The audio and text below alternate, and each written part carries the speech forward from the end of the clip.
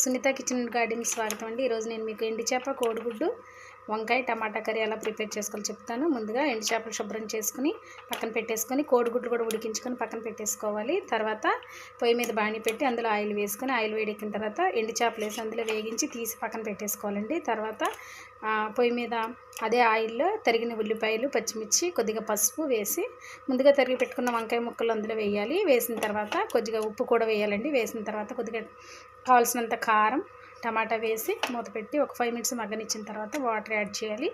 water కూడా వేసిన తర్వాత కూర అంతా చక్కగా మగ్గిపోయిన తర్వాత అప్పుడు ముందుగా మనం ఉడికించిన కోడిగుడ్లు, ఎండు చేప ఏపి పక్కన పెట్టుకున్న ఎండు చేప కూడా అందులో వేసి